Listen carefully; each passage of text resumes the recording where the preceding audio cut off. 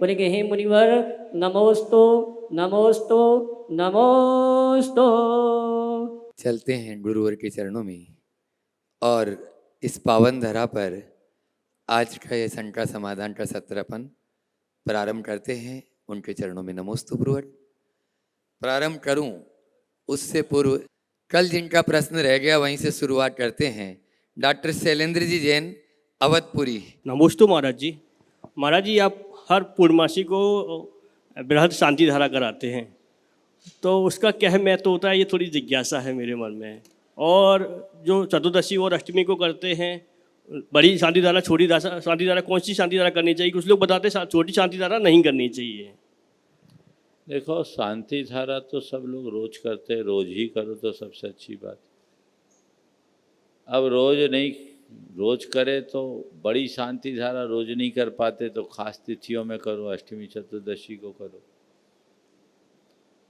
हम महाशांति धारा कराते हैं पूर्णमासी को, उसके पीछे दो वजह है। एक तो रोज रोज सबके लिए संभव नहीं कि इतनी बड़ी शांति धारा करे, तो महीना में एक दिन कम से कम हो तो तिथि फिक्स हो गई। और पूर्णिमा अपने आप में पूर्णा तिथि है, वो पूर्ण कला गुणों के प्रतीक होते हैं। और सहस्रनाम मंत्रों से जब हम भगवान की शांति धारा करते हैं तो कहते हैं सहस्रनामांकित पूजा भगवान की पूर्ण पूजा बन जाती है। तो उस भाव से हमने पूर्णमासी को रखा है। ऐसा कोई ज़रूरी नहीं कि आप पूर्णमासी को ही रखें, आगे पीछे भी रखा जा सकता है। नमोस्तु महाराज। पूज्य मुनिवर के चरणों में प्रामाणिक समूह नमोस्तु पूर्वक पूछ रहे हैं।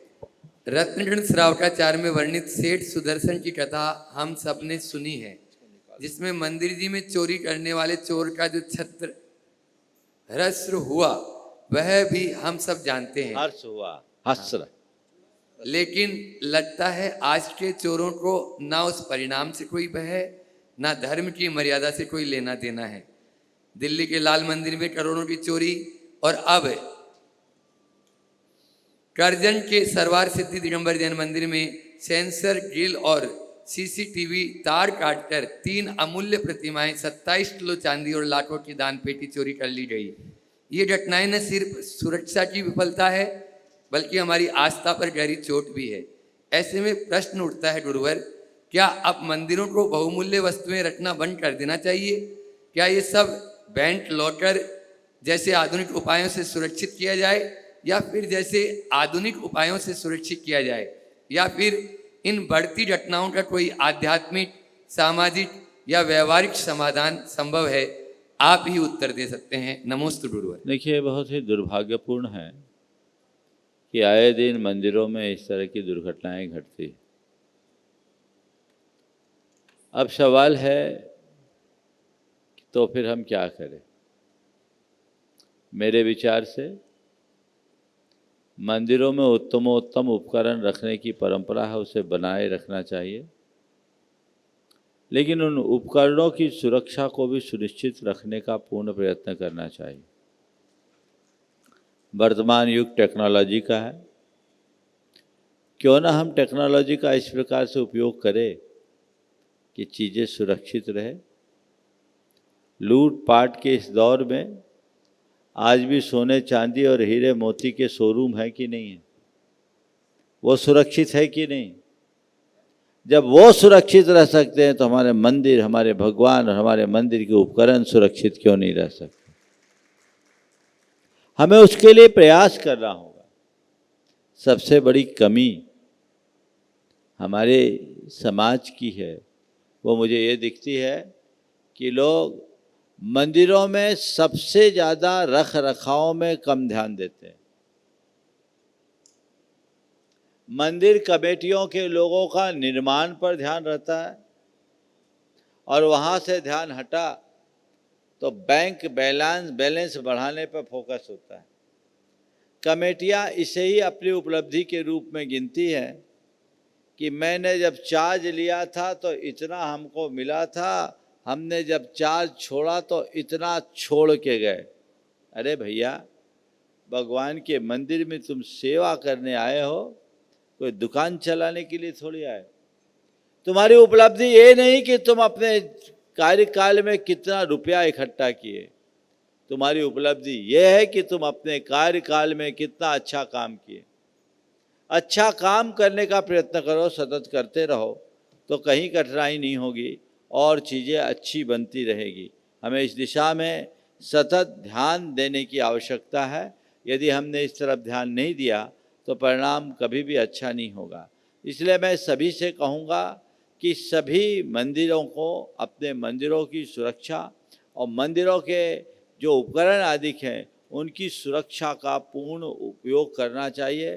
कुछ ऐसी व्यवस्थाएं करनी चाहिए जिसमें किसी भी तरह से सुरक्षा में सेंध हमारी ना हो सके, लापरवाही ना हो, क्योंकि चोरों को हम नियंत्रित नहीं कर सकते हैं, लेकिन चोरों से हम अपने नुकसान को जरूर रोक सकते हैं। लापरवाही हमारी तरफ से नहीं होनी चाहिए, हमारी तरफ से कोई कमी नहीं होनी चाहिए। पहले से आप इतनी सुरक्षा टाइट रखिए कि ऐसी घटनाएं न घटे। बाद में प्रशासन को कोसना, इस सोशल मीडिया में 10 तरह की बातें लिखना, उनका कोई अर्थ और औचित्य नहीं है। यदि हम समय से पहले ही सब चीज़ों को संसाधित कर लें तो ये समस्याएं उत्पन्न नहीं हो। अपने बीच में नरेश जी पेटरवार। नमोस्तु गुरुदेव। एक जानने की इच्छा है कि एक जो श्रावक है ओ। उसे ध्यान, प्रार्थना, सामायिक और किसी पाठ को याद करना हो तो वो किस प्रकार से याद करे? जैसे तालु और कंठ न हिले, जिसमें तालु, कंठ और होठ न हिले, जिसमें तालु कंठ हिले पर होठ बंद रहे और उच्चारण करके। तालु कंठ और ओठ न हिले, तालु कंठ हिले पर ओठ न हिले और उच्चारण न हो। हाँ। देखिए, श्रावक को ध्यान, प्रार्थना, सामायिक बताए। कंठस्थ करना है तो कंठस्थ करने के लिए तो आपको बार बार दोहराना होगा। बिना दोहराए चीज़ें कंठस्थ नहीं होती, इसलिए आप आमनाए पाठ करिए, बार बार दोहरा करके उसके लिए पढ़िए। जहाँ तक जब ध्यान है तो ध्यान में कुछ पढ़ा नहीं जाता, ध्यान में डूबा जाता है, ध्यान में जिया जाता है। तो ध्यान करते समय तालु, कंठ, होठ आदि के हिलने का कोई सवाल ही नहीं है, मन भी निष्पन्द हो जाता है। लेकिन जब आप प्रार्थना करें तो प्रार्थना आपके हृदय की उद्गार बननी चाहिए और मुख से उसका उच्चारण होना चाहिए। सामायिक करते समय किसी भी प्रकार का जल्प नहीं होता। सामायिक में चिंतन चलता है अथवा जाप चलता है।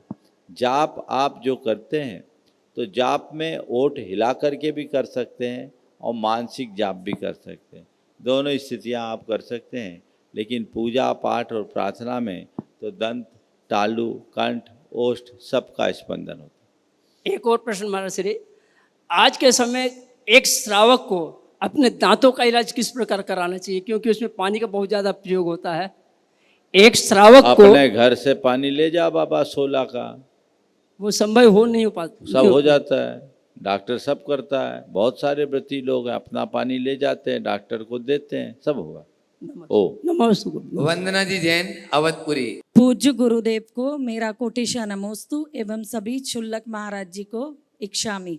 गुरुदेव, मेरा प्रश्न ये है कि देवों में संयम नहीं होता और क्यों नहीं होता, और वे मनुष्य गति के लिए तरसते हैं, फिर भी गुरुदेव सांसारिक प्राणी हमेशा देवगति की ही भावना क्यों भाते हैं? बहुत अच्छा सवाल है। देवों में संयम नहीं होता, देव मनुष्य गति के लिए तरसते हैं और संसारी प्राणियों की देव बनने की भावना होती। देवों में संयम इसलिए नहीं होता कि वो भोगों में मगन होते हैं, भोग छूटता नहीं, और जब तक भोग न छूटे तो संयम कैसे होगा। उनको ऐसी अनुकूलताएं होती है कि संयम के प्रति उनका रुझान ही नहीं होता। इसलिए देव हमेशा भोगों में मग्न होते हैं, संयम नहीं लेते। जहाँ तक सवाल है देव मनुष्य बनने के लिए तरसने का, अपन कहते हैं बड़े भाग मानुष तन पावा, सुर दुर्लभ सब ग्रंथ ही गावा। देव भी मनुष्य पर्याय के लिए तरसते हैं, लेकिन मनुष्य देव बनने के ख्वाब में जीता है केवल इसलिए कि जो जहाँ है उसको वहाँ से संतोष नहीं दिखता। उन्हें देवों की समृद्धि दिखती है, मनुष्य के अंतर की शांति नहीं दिखती। जिस दिन वो अंतर मन की शांति के स्वरूप को पहचान लेंगे, उनके लिए स्वर्ग का वैभव भी व्यर्थ लगने लगे। नमोस्तु गुरुदेव, नमोस्तु। ओ अमर जी जैन टीटी नगर अध्यक्ष है। गुरुदेव के चरणों में बारंबार नमोस्तु नमोस्तु नमोस्तु। छोलक जी बारंबार इक्षामि इक्षामि इक्षामि। गुरुदेव, चिन्ह देखा जाता है हमेशा, हर प्रतिमा में एक चिन्ह देखा जाता है जो भगवान के छाती के बीच में होता है, उसका क्या महत्व होता है गुरुदेव? और अगर जिन प्रतिमाओं में वो चिन्ह नहीं होता, क्या वह भी सही प्रतिमाएं होती हैं? देखिए, ये जो चिन्ह छाती पे दिखता है ना, उसका नाम है श्रीवत्स। क्या है उसको? श्रीवत्स। हमारे तीर्थंकर परमात्मा के शरीर में, संपूर्ण शरीर में 108 चिन्ह होते हैं और 900 व्यंजन, यानी तिल मसा आदि को व्यंजन करते हैं, सब मिला कहते हैं, ये सब मिलाकर 1008 होते हैं। तो जो 108 चिन्हों में श्रीवत्स का स्थान निश्चित है, वो हृदय वक्षस्थल पर होता है। बाकी चिन्ह कहीं भी हो सकते हैं, उनका कोई स्थान नियत नहीं है। तो श्रीवत्स का चिन्ह जो यहाँ होता है वो उठा हुआ प्रतिमा में दिखा देते हैं, लेकिन दरअसल ऐसा उठा हुआ नहीं रहता, वो उसी शरीर में उस तरह का आकार बन जाता है जो दूर से नजर आता है। तो ये श्रीवत्स लांछन है भगवान का।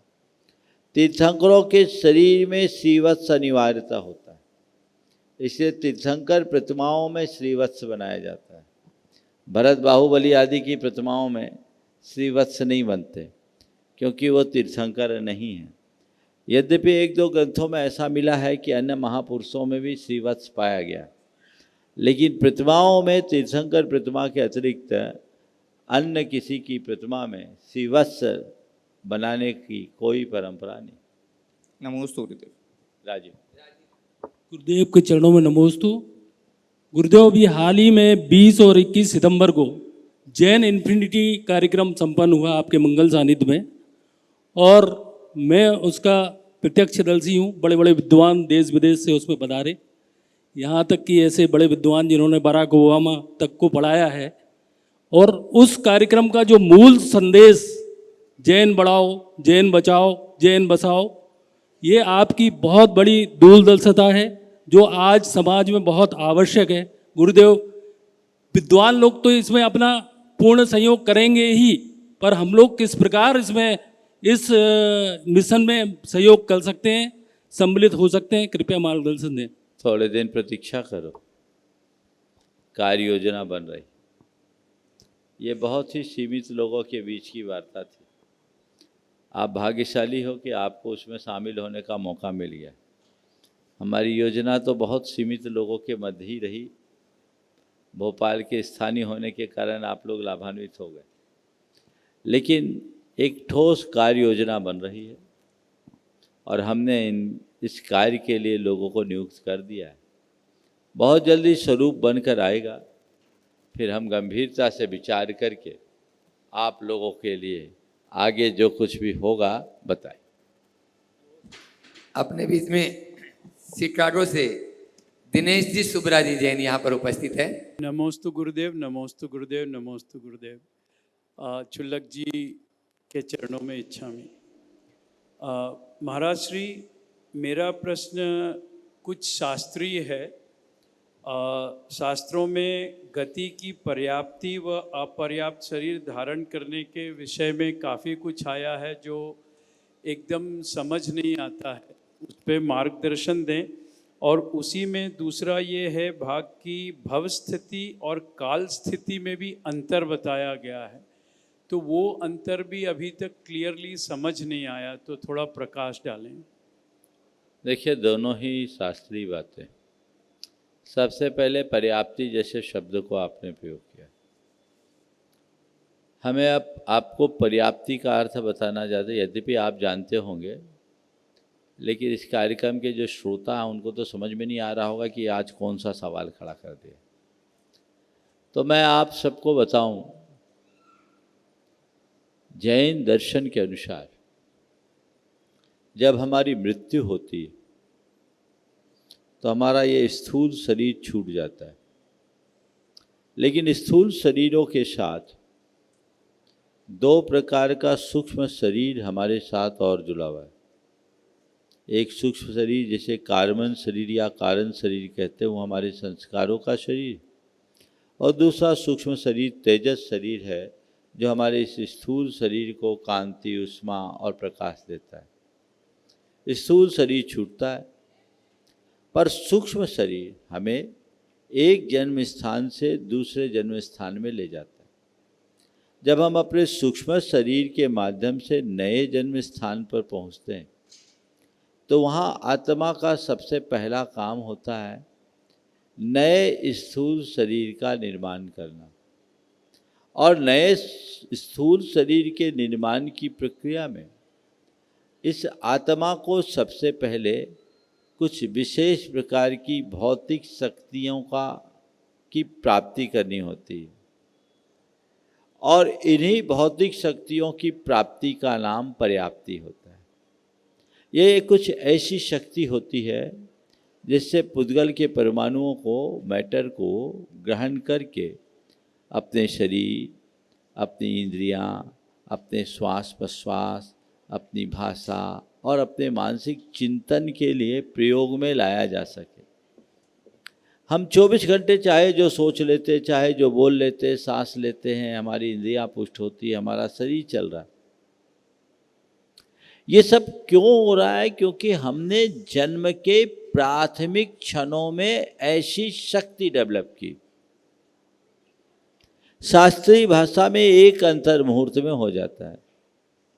जो इस प्रकार की योग्यता को प्राप्त कर लेते हैं उनको बोलते हैं पर्याप्त, यानी वो कैपेबल है। और जो इसे पूर्ण नहीं कर पाते वे कहलाते हैं अपर्याप्त, जो इनकैपेबल है।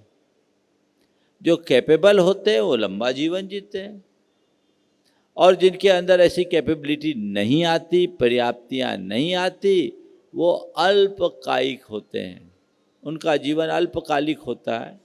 इन्हें अपर्याप्त जीव कहते हैं। समझ गए?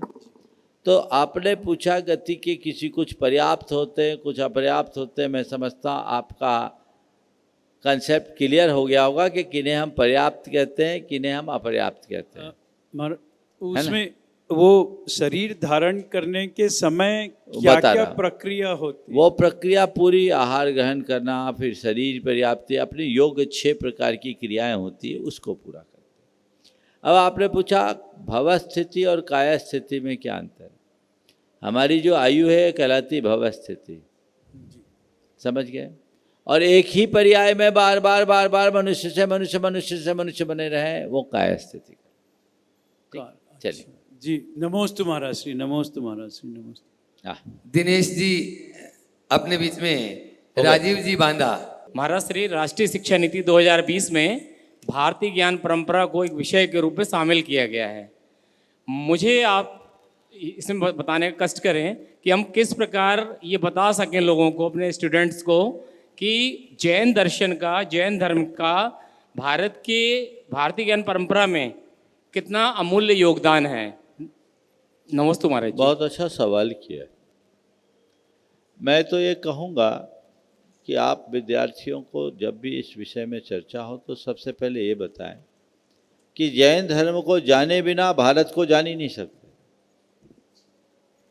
जैन धर्म भारत का प्राचीनतम धर्म है, और भारतीय संस्कृति के विकास में जैन धर्म का बहुत महत्वपूर्ण स्थान रहा। एक समय था जब भारत के बहुसंख्यक लोग जैन धर्म के अनुयायी थे।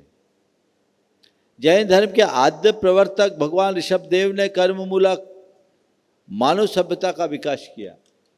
भगवान ऋषभदेव जिन्होंने बीज का आविष्कार किया, जिन्होंने असी मसी कृषि विद्या वाणिज्य और सिर्फ इन 6 कर्मों का उपदेश दिया, जिन्होंने समाज व्यवस्था बनाई, जिन्होंने परिवार व्यवस्था बनाई, जिन्होंने राज्य व्यवस्था बनाई, अगर दूसरे शब्दों में कहें जिन्होंने इस सभ्यता को जन्म दिया, संस्कृति को जन्म दिया, वो जैन तीर्थंकर है। अहिंसा का संदेश पूरे विश्व के लिए आज सबसे ज़्यादा जरूरत है। सर्वभूतात्म भावना ये जैन धर्म की देन है। जियो और जीने दो ये जैन धर्म का उद्घोष है, जिसकी सारे विश्व को जरूरत है। अहिंसा की, अनेकांत की, अपरिग्रह की, शादवाद की जो बातें हैं, यदि ये बातें पूरे जगत में फैल जाए तो संसार की सारी समस्याएं समाप्त होगी। फिर ज़्यादा कुछ कहने और करने की ज़रूरत नहीं बचेगी, सब कुछ पल में नष्ट होगा। इसलिए हमें इन सब बातों पर गंभीरता से विचार करना चाहिए। हमें चाहिए कि हम जैन धर्म, उसके इतिहास, उसकी परंपरा, उसकी सांस्कृतिक विशिष्टताएं और जैन धर्म की या जैन संस्कृति के योगदान को लोगों तक व्यापकता से पहुंचाएं। तो वो निश्चित ऐसे बातें जब हम लोगों के बीच रखें, उनकी अभिरुचि जगेगी, बल्कि मैं कहता हूँ उनका हृदय श्रद्धा से नतमस्तक होगा। हमें वो बात बताने की जरूरत। नमोस्तु महाराज जी, नमोस्तु। देवेंद्र जी अजमेरा और उनके सुपुत्र पुत्र और पुत्रवधू आशीष जी, श्वेता जी अजमेरा, वे अपना प्रश्न गुरु चरणों में करें। और उसके बाद में जयपुर से अपने बीच में गुणायतन ट्रस्टी मोनिक जी काला, श्रीमती आशा जी, आयुष्मती जी, वे अपना प्रश्न गुरु चरणों में करेंगे। महाराज श्री के चरणों में नमोस्तु।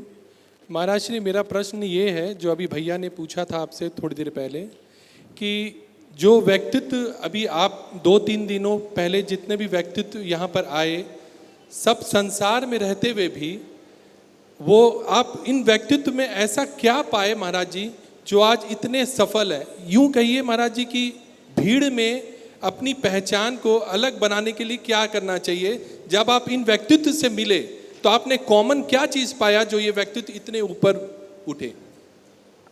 देखो, भीड़ में अपनी अलग पहचान बनाने के लिए हमें क्या करना है? बहुत छोटे शब्दों में मैं कहूँगा,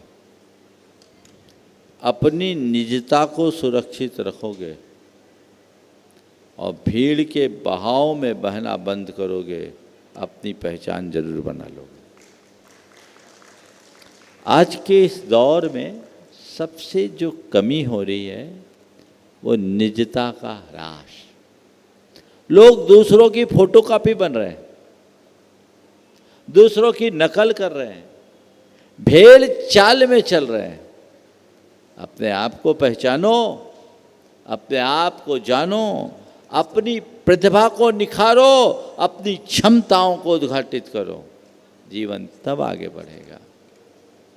तो जो अपनी निजता को पहचानते हैं वे समाज में अपनी एक अलग पहचान स्थापित करने में सफल हो जाते हैं, और जो दूसरों के पीछे ही लगे रहते हैं वे केवल पिछलग्गू बन जाते हैं। समझ गए? हम में क्षमताएं अनंत है, योग्यता असीम है। हमें चाहिए कि हम अपनी क्षमताओं को पहचानें और अपनी योग्यता को निखारें। ऐसे लोग, उनकी सोच, उनका चिंतन, उनका व्यवहार अलग निखर करके सामने आता है, और जो भी व्यक्ति संपर्क में आते हैं उन पर अपनी अमिट छाप छोड़ जाते हैं। महाराज श्री, मेरा प्रश्न ये भी है महाराज श्री, हाँ। कि उन व्यक्तित्व में आप क्या ऐसा कॉमन पाते हैं महाराज जी, जो जितने अलग अलग लोग आए आपसे मिले, जो 2 दिन 3 दिन पहले जो देखो, बहुत सारी बातें हैं जो सब बातें मैं बताना नहीं चाह रहा। हाँ। आशा देवी जी, मोनू जी काला, साथ में आयुष्मती जी जयपुर, वे अपना प्रश्न करें। उसके बाद में छुल्लक जी तक माइक पहुँचाएं, वे अपना प्रश्न गुरु चरणों में करेंगे। महाराज साहब को नमोस्तु नमोस्तु नमोस्तु, शुल्लक जी को इच्छामी इच्छामी इच्छामी। महाराज साहब, मैं आपसे ही पूछना चाहती हूँ कि परिवार संबंधों को कैसे मजबूत किया जाए, परिवार के संबंधों को कैसे मजबूत किया जाए। दूसरा प्रश्न है, मैं बहुत मंदिरों में जा चुकी हूँ, मैं बहुत मंदिरों में गई दर्शन करने, तो भगवान के जो कान हैं उनके जो नीचे घुंघरालू जो बने हुए हैं और वो यहाँ से अटैच हैं, ये क्या कारण है, या इससे कोई? बहुत सुंदर। देखिए, पारिवारिक संबंधों को मजबूत बनाने के लिए आपने सवाल किया, ज़्यादा कुछ करने की ज़रूरत नहीं। 2 बातें अगर लोग आत्मसात कर ले, वह है सहिष्णुता और उदारता। क्या? सहिष्णुता और उदारता। दूसरे शब्दों में कहूँ, कुछ बातों को पचाना और कुछ बातों को नज़रअंदाज करना सीख लो। समझ गए? दुखों और कष्टों को पचा लो और सामने वाले के दुर्व्यवहार को नज़रअंदाज करना सीख लो, अपने आप संतुलन बन जाएगा। लेकिन लोगों में अब सहनशीलता भी नहीं है और उदारता भी नहीं बची। नतीजा प्रेम और आत्मीयता खत्म हो गई, अहम और उत्तेजना ने अपना स्थान ले लिया। तो फिर पारिवारिक संबंध है मजबूत भला कैसे होंगे? आपने दूसरा सवाल पूछा। भगवान के कानों पे जो कानों में ये जो कान है लंब कर्ण, आपने शब्द सुना होगा, जिनके कान लंबे होते हैं। तो गर्दन तक कान नहीं होते, कंधे तक काम नहीं आते, लंबे होते हैं। अब शिल्पियों ने क्या किया, कान को कंधे तक सटा दिया। उसकी दो वजह है, सौंदर्य को बढ़ाना, दूसरा वो कान खंडित ना हो। ज़्यादा लंबे कान होंगे, अधर में होंगे, थोड़ा पतला होता है तो कान टूटने का डर रहता है। तो वो दोनों काम हो गया, शिल्प का सौंदर्य भी निखर जाए और हमारे भगवान बिंब में स्थायित्व भी रह जाए। तो ये उस वजह से कर दिया गया। फिर कहीं कहीं उसी में बाले भी बना दिए। तो पुरानी मूर्तियों में कई जगह मिलता है, आदिनाथ भगवान की प्रतिमा में बनाने लगे। तिजारा में तो करीब करीब सभी भगवानों के ऊपर 24 बोल तो रहा हूँ, ये शिल्पियों के कार्य हैं। ऐसा शास्त्रीय विधान नहीं कि बाले बने, ये सब शिल्प कला में अंतर आ गया। आप देवगढ़ जाओगे ना, तो देवगढ़ में भगवान हैं, उनकी हेयर स्टाइल देखोगे तो आज के सारे हेयर स्टाइलिस्ट फेल है, इतने तरीके से। अब भगवान के बाल थे ऐसे जूड़े तक बना दिए उन्होंने। अद्भुत है ये शिल्प सौष्ठव। चलिए, आपके गर्मा गर्म प्रश्नों के नरम उत्तर ऐसे ही मिलते रहेंगे। अभी अपन चलते हैं संघ के ज्येष्ठ क्षुल्लक आदर्श सागर जी महाराज के पास। वे अपने प्रश्न द्वारा आप सबको लाभान्वित कर रहे हैं। नमोस्तु भगवान। महाराज, 3 स्तर हैं, एक है नैतिकता, धार्मिकता और आध्यात्मिकता। नैतिकता, धार्मिकता और आध्यात्मिकता।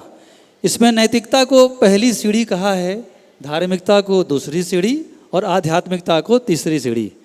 वर्तमान में देखने में आ रहा है लोग धार्मिक तो बहुत बन रहे हैं पर नैतिक मूल्यों पर उनकी दृष्टि नहीं जा रही है।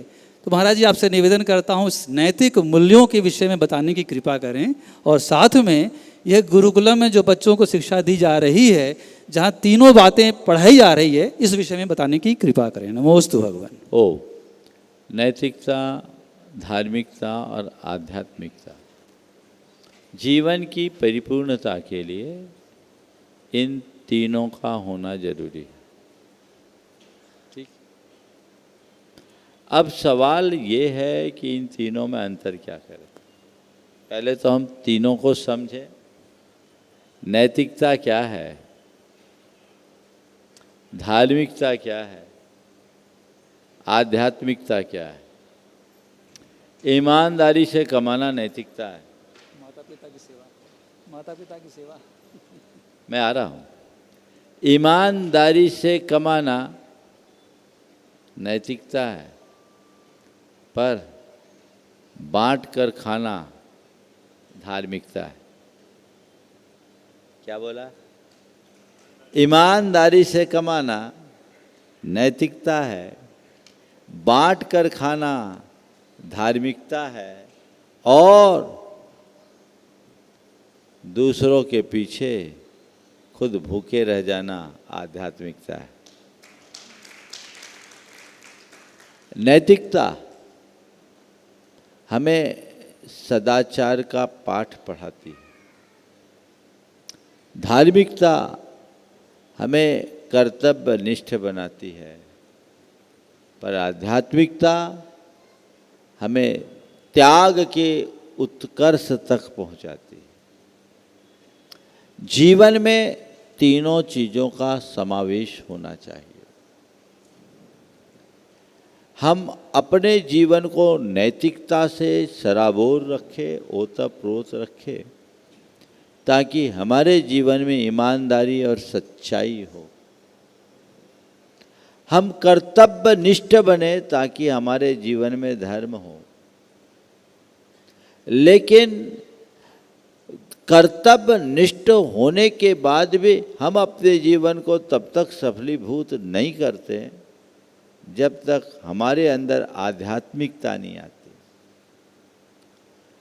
नैतिकता सदाचारिता को प्रकट करती है।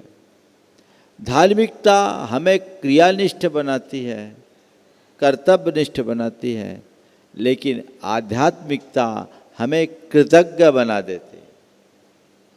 जिस व्यक्ति के हृदय में आध्यात्मिकता का प्रकाश प्रकट होता है, वह व्यक्ति औरों के उपकार को कभी विस्मृत नहीं करता।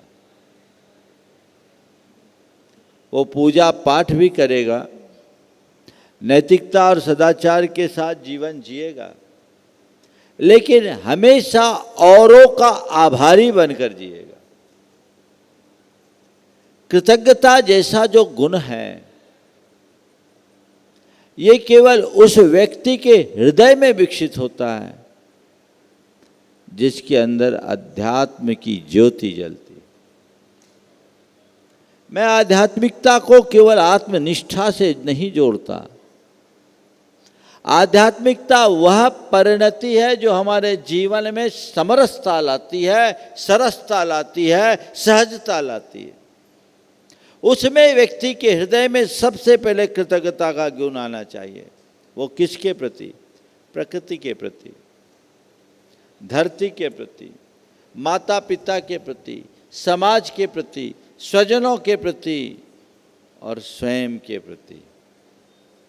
ये मनोभाव मनुष्य के मन में बढ़ना चाहिए। अगर ये बढ़ेगी तो संवेदनशीलता भी बढ़ेगी। आज व्यक्ति संवेदन शून्य हो रहा है, असहिष्णु बन रहा है। ये सब क्यों है?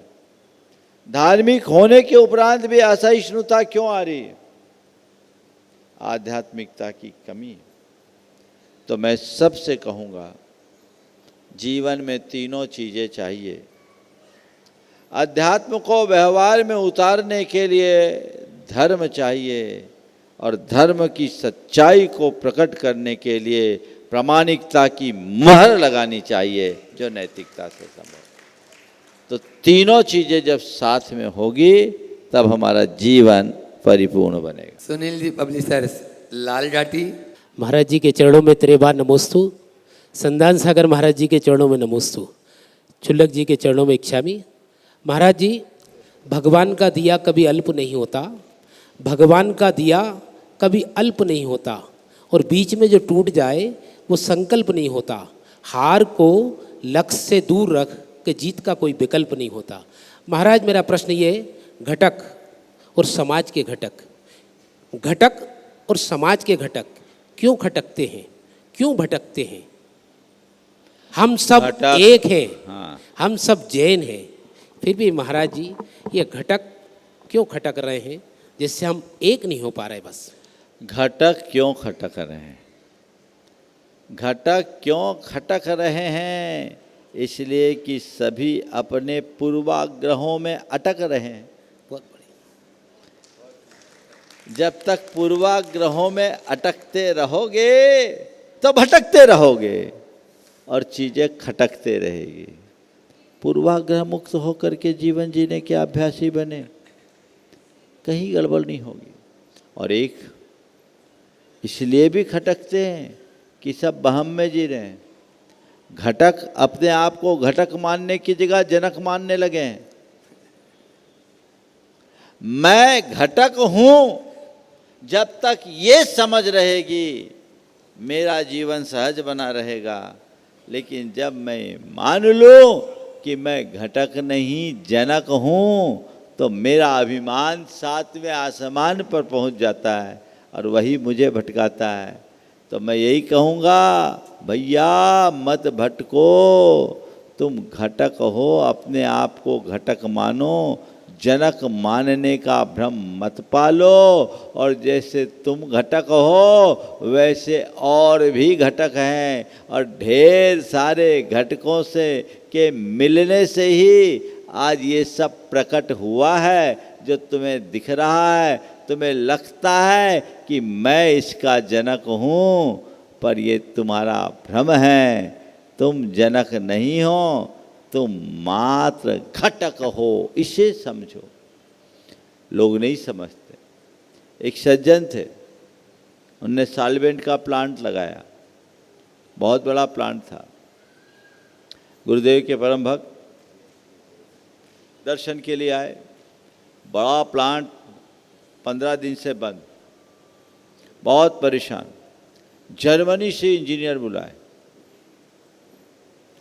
वो आए, इस बीच उनके मन में आया कि गुरुजी को चले हम श्रीफल चढ़ाएं, और श्रीफल चढ़ा के गुरुदेव से बातचीत किए बिना गए, और जा कर के जब मशीन खुलवा करके देखा तो मशीन में कोई खराबी नहीं थी। एक छोटा सा पेंच निकल गया, और छोटे से पेंच ने बड़ी पेंच फंसा दी। छोटा सा पेंच, उस पेंच को उनने ठीक किया, पूरा प्लांट चालू हो गया। समझ गए? तो मैं ये कहना चाहता हूँ, उस मशीनरी में, उस पूरे मशीन में बड़े बड़े पार्ट पुर्जे थे, लेकिन एक पेंच ने पेंच फंसा दी ना, तो बोलो मशीन का जनक कौन है? वो बड़े बड़े पुर्जे या नन्ही सी पेंच? सच्चाई ये है, न बड़े पुर्जे उसके जनक हैं, न पेच उसके जनक हैं, सब घटक है। और अनेक घटक जब एक जगह प्रकट होते हैं, एक जगह जुड़ते हैं, तब कोई काम प्रकट होता है। इसलिए भ्रम छोड़िए, अपने आप को घटक मानिए, भटकिए मत। नमोस्तु महाराज। राजा जी जैन पंच बड़ी हुए अपना प्रश्न गुरु चरणों में करो। नमोस्तु महाराज जी, इक्षामी महाराज जी। मैं Raja Jain, cyber security officer, Pune. आज जो भी साइबर सिक्योरिटी में फ्रॉड हो रहे हैं, अगर किसी के साथ ऐसा कुछ हुआ हो तो वो डायरेक्ट मुझसे संपर्क कर सकता है। मैं उसको हुए मतलब जो हुआ है फ्रॉड, उसमें मैं गाइडेंस कर सकता हूँ। एवं मेरा प्रश्न ये है कि जो आज जैनों में भिन्नताएं हो रही हैं, क्योंकि मैं अलग अलग स्टेट में मैंने जॉब की है, तो मैंने देखा कि वहाँ पे हर जैन या तो अपना सरनेम जैन नहीं लिखता है, या तो वो अपना मतलब कुछ और नाम लिखता है। तो वो समझने नहीं आता कि ये जैन है या कौन है। तो क्या हम सारे ही समाज को एक नहीं कर सकते, या सारे पंथ को जो दिगंबर श्वेतांबर बने उनको नहीं कर सकते? देखो, सबसे पहली बात तो इन्होंने कहा है कि साइबर क्राइम के कोई भी शिकार बने हों तो इनसे संपर्क कर ले। अपना नंबर बोल दो पहले तुम। मेरा नंबर है 8989802080। पहले तो मैं चाहूँगा, मैं तुम्हें जानता नहीं हूँ, तो पहले अपना कार्ड जारी करो बाबा। जी। बिना कार्ड जारी किए आज के ज़माने में बुरा मत मानना। नहीं, मैं विप्रो में एक साइबर बिल्कुल ठीक है, तुम कह रहे हो, मैं मान रहा हूँ, लेकिन इसका भी प्रूफ लोगों के बीच होना चाहिए। मैं आपको इस मंच पे आज मान लो कोई दूसरा ऐसा फ्रॉड आदमी आ जाए, तुम्हें तो मैं मान रहा हूँ, तुम बिल्कुल सही हो, लेकिन लोगों को चेताने के लिए मैं ये कह रहा हूँ कि किसी पर जल्दी भरोसा मत करना, ज़माना खराब है। अभी अपना कार्ड दिखाया, भैया कार्ड देख लो और मुझे बताओ, ताकि मैं इसे ऑथेंटिक रूप से कह सकूं कि इनकी बात को आप प्रामाणिक मान करके स्वीकार कर लीजिए। ठीक है, दोनों साइड दिखा दो, ठीक है ना? चलिए, तो ये इनका आप जो भी हो देख ले। पर ये बात मैं आप सबसे कहता हूँ कि साइबर क्राइम से बचिए। लालच और डर मनुष्य के जीवन में संकट पैदा करते हैं। दोनों चीज़ें से बचे। सरकार कितने मैसेजेज आपको देती है? मैंने सुना हर कॉल में मैसेज आया, अभी भी कैंपेन चल रहा है, लेकिन उसके बाद भी लोग, और ये सब पढ़े लिखे लोग ज़्यादा शिकार हो रहे हैं, यानी उनको ही ज़्यादा लालच है, उनको ही ज़्यादा डर है, अपने जीवन भर की जमा पूंजी खपा देते हैं। तो पहली बात तो आप लालच में मत आइए, जल्दी से किसी पर भरोसा मत कीजिए, और शॉर्ट टर्म गेन की बात तो सोचिए ही मत, डरिए भी मत। और दूसरी बात, यदि किसी के साथ ऐसी कोई घटना घट जाए तो सीधे संबंधित व्यक्ति से संपर्क कीजिए, प्रशासन को सूचना दीजिए, जो अवेयरनेस आप लोगों के बीच आ रही है उसको जारी कीजिए। आपने जो कहा राजा जी ने, आप अपना नंबर बोल सकते हैं और उस नंबर का लोग लाभ ले सकते हैं। आपने पूछा सब जैन एक कैसे हो? भैया जैन तो है ही, जैन सब एक हैं, समझ गए? जैन अनेक नहीं है, जैन तो एक ही है। लेकिन हाँ, जैन धर्म के मानने वाले लोग अनेक हैं तो अनेक होंगे ही ना। हाँ। ये तो इस बात का भी प्रमाण है कि अनेक लोग जैन धर्म को मानते हैं। सब नाम के आगे जैन लिखने से कुछ नहीं होगा, जैनों के काम में जैन दिखे तो सब कुछ होगा, समझ गए? तो हमें काम में जैन दिखना चाहिए, ये प्रयास करो। नमस्ते। अनिमेश जी जैन गोंदिया। गुरुदेव, एक प्रोवर्ब है, कहते हैं if you want to know the taste of good apple then first you have to try a bad apple. तो महाराज श्री, हमारे लाइफ में इतने सारे चीज़ें हैं जो गोल के तरफ ही रहते हैं, तो हम कितनी बैड चीज़ों को ट्राई करें एक गुड चीज़ को पाने के लिए? देखिए, बहुत अच्छी बात है, गुड एप्पल को पाने के लिए अनेक बैड एप्पल पाना पड़ता है। आपने पूछा है कि एक गुड एप्पल के लिए कितने बैड एप्पल पाएँ। मैं समझता हूँ जब तक गुड एप्पल ना मिले तब तक बैड एप्पल चखते रहे, कोई बुरा नहीं। बुरे से ही अच्छाई का पता चलता है। सतत प्रयत्न रखना चाहिए और मनुष्य को सीखने की आदत रखनी चाहिए, पहचान को विकसित करना चाहिए। जब तक आप बुरे और अच्छे को ठीक तरीके से नहीं जानेंगे, अपना नहीं पाएंगे। इसलिए कभी भी ऐसी बात आए तो उससे हताश होने की जगह सतत प्रयास करना चाहिए। नमस्ते गुरुदेव। अपने बीच में रियांशी पाटनी हैदराबाद परिवार के साथ में यहाँ पर उपस्थित हैं। आज रियांशी पाटनी ने अपना पहला आहार दिया है और हमने इसी खुशी में सोचा कि हम कुछ दान करें, तो इसने कहा नहीं, मंदिर में ही दान करेंगे, और उससे रिलेटेड एक प्रश्न पूछ रही है। नमोस्तु महाराज जी और इक्षामी एलक जी और छुल्लक जी को और जय जैन सभी को। मेरा आज प्रश्न है कि आप सोच लो कि मैंने एक अस्पताल में दान दिया और वह अस्पताल में एक मरीज है जिसका पैर टूटा है, सोच लो, और वो दान के पैसे से उनने उनका इलाज कर दिया, वो ठीक हो गए। पर मरीज ठीक होने के बाद बहुत सारे गलत कर्म करने लग गए, उनको बहुत ऐसे गंदी गंदी चीज़ें, बहुत सारे लोगों का हिंसा और ऐसी चीज़ें जो अच्छी नहीं होती वो करने लग गए। फिर उसका पाप क्या मुझे मिलेगा क्योंकि मेरे वजह से वो ठीक होकर ये सारा करें?